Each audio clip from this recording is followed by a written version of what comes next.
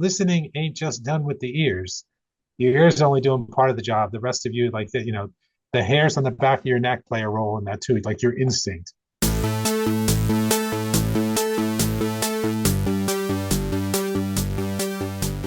Hey everybody, welcome back to the Pineapple Improv Show. I'm your host, Mike Brown. Our special topic that we're talking about today is listening. How can improv improve your personal listening skills? Today with us is one of my absolute favorite people in the world. Put your hands together, ladies and gentlemen, for Oliveira! Hey, folks. Al, can you tell us a little bit about where do you work and what is it exactly that you do? I work, I work in my bunker, but no, I work for a consumer goods company called Kenview, and I am in learning and development. So my entire responsibility is to help people learn. Kids are much more neuroplastic than adults. They're little sponges, so they're a lot of intake, a lot of inputs come in. They learn, they adapt, they take things on. As you grow up and you start to go firmly into your habits, your different mores, beliefs, and whatnot, it becomes more challenging to learn new things. So you have to kind of cultivate that neuroplasticity. You have to cultivate the ability to learn. In your So experience, what's the difference between hearing and listening? good distinction. That's such a great distinction. Um, think of it this way. I love the Charlie Brown teacher voice. Wah, wah, wah, wah, wah, wah, wah. Exactly. So you can hear the Charlie Brown teacher's voice, and that's all you hear. So imagine if there was a decoder that you could actually understand what that wah wah wah wah was. That's listening. Because with that listening comes the ability to derive meaning, to derive intention, to kind of process and then respond accordingly. And that's important when you're interacting with people. Like you want Yeah, to be able to listen actively, listen with intent, and then respond accordingly. And sometimes that response, could be an answer that they're looking for, could be validation, but you don't know. You won't know unless you're actually listening and you're not, just hearing. right. I want to break away from the topic of listening briefly. Can you tell us about how you found improv, or rather, how improv found you? Oh, I love telling this story. I had no idea. I wasn't even looking for improv. Improv found me.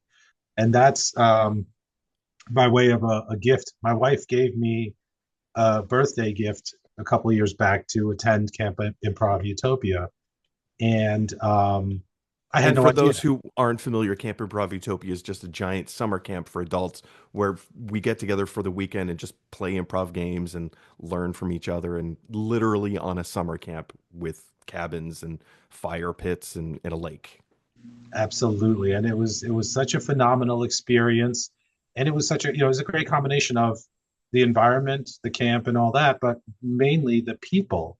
And in finding this community, I tapped into something that I didn't even know that I would love as much as I did, because it's it's there's a skill part, and yeah, you learn that skill while I camp, but it's a skill that applies in so many ways. If more people did improv, I think the world would be a better place, because you're keyed into other people more. You understand what it means to help other people succeed. You're others focused. And if more people were others focused and were focused on helping other people look great, the world would be a better place. So having taken a few improv classes, having gone and experienced Camp Improv Utopia, um, uh, have you seen a difference in your own listening skills? I feel like it's a skill that I've still found space to sharpen and to get better at.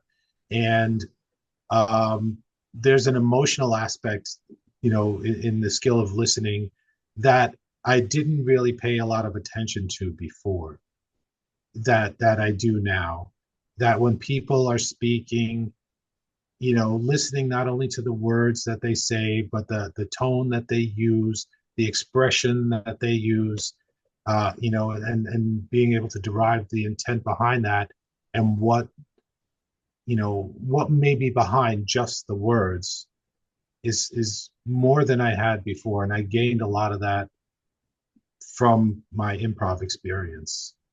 I've noticed the same thing in that, in the time I've been improvising for 15, 16, wow, geez, no, 17, woof, 17 years. And the awareness that improvisation and improvisational training brings you is that, as you said, you are aware of so much more in how to do something. We often think of, okay, there's a difference between hearing and listening. Okay, cool. Yeah, I understand that exact thing. But then also adding body language to it, kind of like what you were touching on, the expression on people's faces, being able to understand and interpret tone.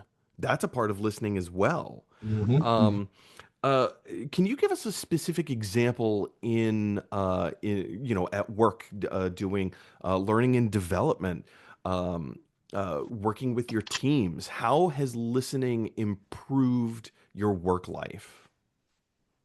I think that the most important benefit I've gotten out of it has been with my closest work relationships.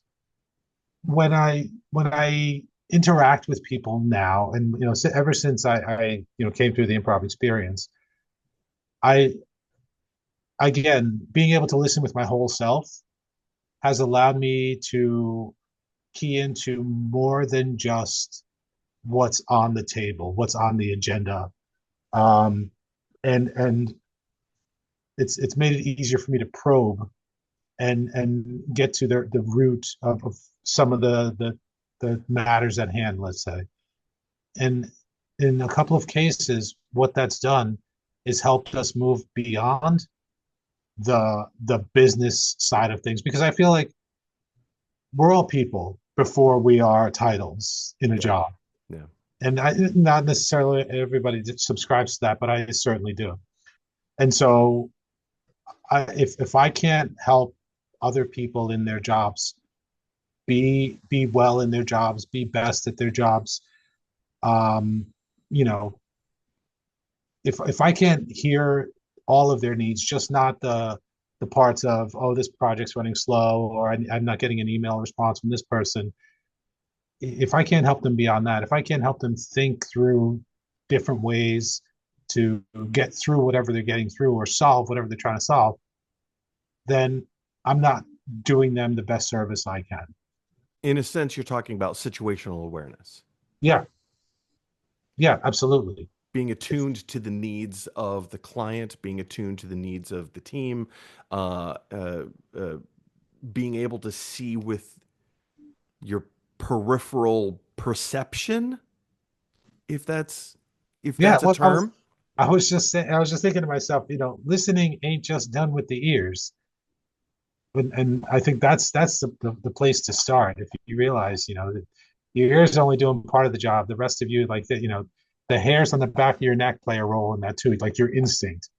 It's Yeah. it's not simply the senses, like the typical five senses, but there's that, like that there's a sixth sense that's involved in being able to kind of like attune to someone. Yeah. And that's I when you really get into listening. I totally agree. Al, I want to transition real quick into, if you're up for it, I would love to play a little improv game with you. Yay! It's called Pass the Face. You may have done this before. Pass the Face is basically, I'm going to make a sound and a gesture, some kind of emotion, and I want you to copy it as best as you can. And then once you perform that same sound and motion as best as you can, I'm going to copy what you just passed to me, and so on and so forth. And then over the span of, I don't know, 20, 30 seconds, that sound and motion should naturally morph and change into something new. Are you game? Let's do it. All right, here we go. So the sound and the motion that I'm going to choose is ooh, Who, ooh, who, ooh, who, ooh, who, ooh, who, ooh, who, ooh, who, ooh. who, Ah! who. And I think we'll call it there. I think that's the gist of the game. Thank you so much for playing that with me, Al. That was Great fun. job at listening. Um, my goodness, what a silly game this is. And it gets particularly fun when it's played in a group of, I don't know, 16, 20 people. You get to tend to be a little raucous. Like, So yeah, I've seen that. so tell me your thoughts about this. We just played this game, played this exercise called Pass the Face. We got a little silly. We were wooing towards the end. Um, uh, uh, what does this game mean to you? What are some things that we can extrapolate from this exercise, from this game? And what are some applications that we can apply in our lives? Well, I think you, for me, I really tuned in to, like what was happening. So it made me focus because I wanted to pay attention again to more than just the sound and the motion. Like it was Yeah. all part of, there was a tone and there was a feeling that went with it too. So, listening requires effort. It's not a passive sport. That's probably the biggest takeaway I got from that because I What a great soundbite. Listening takes effort. It's not an active sport. I like that. passive. Excuse me. Sorry. Yes, it's not a passive sport. See, this is why you have the sound bites. Talk about active listening. Am I right? Yeah, I know. That actually sounded like it was planned. Al, I'm afraid that our time is growing short. Are there any last words of wisdom that you'd like to share with us on how improv improves our ability to listen? Um, I don't know if it's something I've probably it may just be repeating myself, but just in that, improv is really about caring about your scene mates, you know, and keying in, paying attention. It's something that it comes from the heart. Active listening, true listening also is something that if you're doing it well, it's something that you're doing because you care. And I know that may be a little bit kind of touchy feely, squishy for a work environment, but if you bring your whole self to work, you should you should care. So yeah, I mean, listening is an active sport. It's also, listening is caring. Listening is caring. Al, thank you so much for your time sharing with us today and just hanging out and talking shop for a little bit. If anybody wants to find out more information on improv, how to sign up for a workshop or a class, definitely visit pineappleimprov.com. And of course, all of our socials are going to be found down in the comments section below. Al, thank you once again for joining us. And have a great day, everybody. Thank you, Mike. Pleasure.